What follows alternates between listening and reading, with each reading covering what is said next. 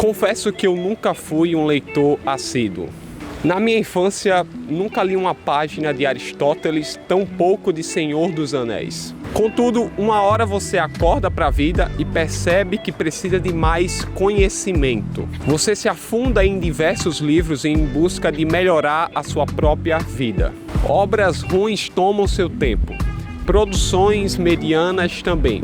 Todavia, os bons livros são inesquecíveis. Eles nos fazem esquecer o tempo. Parece que o universo fica em câmera lenta enquanto você se deleita com as palavras do autor. Extras, por sua vez, denotam mudança na sua mente. Você se molda a cada raciocínio inferido. De fato, é muito inteligente afirmar que a leitura te faz enxergar o mundo sobre outra perspectiva. Porém, eu quero que você sofra menos do que eu. Não desejo que você leia livros de baixa qualidade. Poupe o seu precioso tempo. Utilize horas para consumir obras que vão mudar a sua vida. A diferença de ler um livro bom e outro ruim é a reflexão que é produzida em você. Quando se lê uma obra memorável, extrai-se dela ensinamentos para o resto da vida.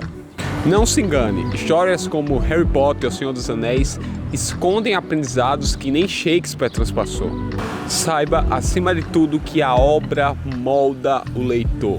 Se me perguntassem qual livro eu recomendaria para uma pessoa que está começando do zero na leitura, eu escolheria O Código de um Cavaleiro. A pessoa que está começando precisa de uma leitura mais fluida e com bons aprendizados. Imagine um autor que, sabendo que vai morrer, decide escrever todos os seus ensinamentos para instruir os seus filhos. Não é uma história inédita. Já vimos isso na ficção, como, por exemplo, o tio Ben instruindo a Peter Parker. Mas aqui é um pouco diferente. Em 100 páginas você consegue compreender a visão de mundo do autor Thomas Lemuel Hawke. A história real dele é exposta com lindos ensinamentos sobre morte, gratidão e honestidade. A obra não é sobre detalhes da civilização da época, e sim sobre conselhos virtuosos de um homem maduro para os seus descendentes. Ninguém se importa com a Batalha de Slaughter Bridge em 1483, naquele inverno. Nós queremos saber do hoje. Necessitamos entender a história que está sendo escrita. Através de parábolas como a do lobo bom e lobo mau, Hawke mostrou à minha pessoa, Daniel, como enxergar a vida de maneira passiva pode ser perigoso. Ser cavaleiro exige muito esforço, mas vale a pena se tornar um. Em vez de se preocupar com o que os outros pensam ao seu respeito, foque em desenvolver seu caráter e aceite humildemente ser lapidado. A vida vai bater em você por meio de situações desfavoráveis. Desemprego, rejeição amorosa, reprovação na prova. Contudo, o seu interior sofrerá consequências de acordo com a forma que você lida com as adversidades. Nas palavras do autor, um cavaleiro sabe que seu sucesso é mensurado com maior facilidade pelo modo como ele lida com as frustrações. Subvertendo a lógica da obra anterior, William Shakespeare pouco se importa em usar uma leitura fluida ou trazer ensinamentos mastigados para o leitor. Aqui o autor deseja que você sinta a história com o coração, mais especificamente o mal da ganância. Não é de se estranhar, visto que uma obra de tragédia geralmente termina em tragédia. Faça perguntas a si mesmo, questione as motivações dos personagens, critique as decisões e quando você menos esperar, você está submerso na narrativa do gênio. Em pouco mais de 100 páginas, notamos como a vida de Macbeth era simples. Ele representava um valente e respeitado general do exército escocês. Pode-se dizer que ele é um cavaleiro, mas bem diferente daquele do livro O Código de um Cavaleiro. 3 bruxas encontram o general e selam seu destino. Salve Macbeth, que ainda há de ser rei. Atônito, o personagem entra em um círculo vicioso de morte, vingança e traição. Ninguém escapa das mãos do protagonista, nem mesmo o seu melhor amigo Banquo, assassinado a mando do próprio Macbeth.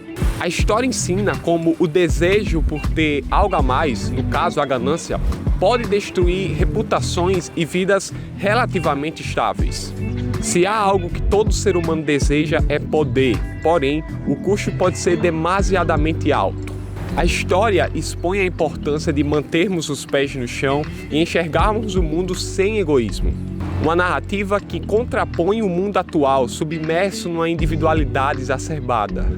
Inclusive, o plot twist desse livro é um dos maiores que eu já li. Macbeth de William Shakespeare era um homem egocêntrico. Ele cobiçava status e colheu uma morte cruel. Diante disso, aprender a controlar o ego parece um detalhe simples, porém muito poderoso. Um elogio simples pode ser suficiente para desencadear um egocentrismo inimaginável dentro do ser humano. Nas palavras do autor Ryan Holiday, do livro O Ego é o Seu Inimigo, o ego acredita que já sabe como e quem somos.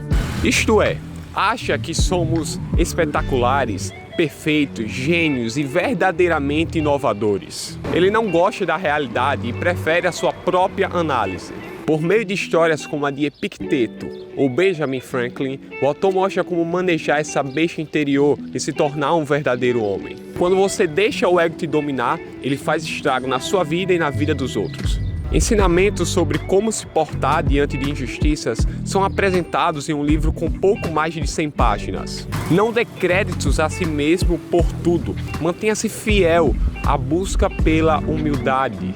Isso não te fará insignificante, apenas o fará preparado o suficiente para encarar o mundo de uma maneira mais ampla. A verdade é que uma das maneiras mais fáceis de se destacar hoje é sendo humilde. No entanto, não é ser o humilde forçado, aquele que se esconde atrás de uma capa de bom moço, mas possui um forte desejo de adoração. Significa, na verdade, entender mais perspectivas quando se toma um julgamento. Não é fácil sair da bolha. Manter-se encapsulado nas suas crenças é o comum. O problema é que isso te fará ter amizades menos duradouras, relacionamentos amorosos mais conturbados, problemas financeiros desnecessários e assim por diante. Ser egocêntrico parece nos proteger do violento mundo.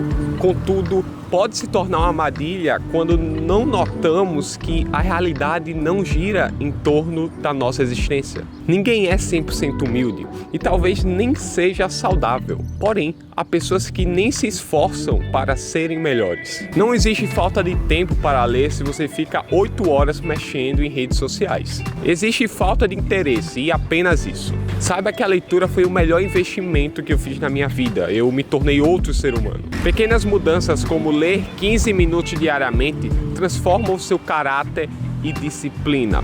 Com o tempo, você passa a se interessar mais e fica mais fácil ler. Se você decidir ler, você estará no rol da minoria que não aceita a mediocridade. O Brasil possui menos leitores do que não leitores. Isso é um absurdo.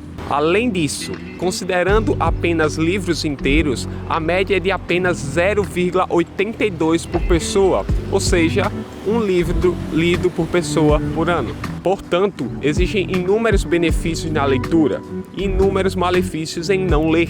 Você sabe agora obras maravilhosas e curtas para aproveitar. Inclusive, algumas estão disponíveis de graça na internet por meio de PDFs. Não há motivos para ficar sem ler.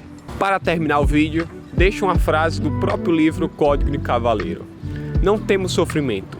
O aço mais duro é forjado na fornalha mais quente.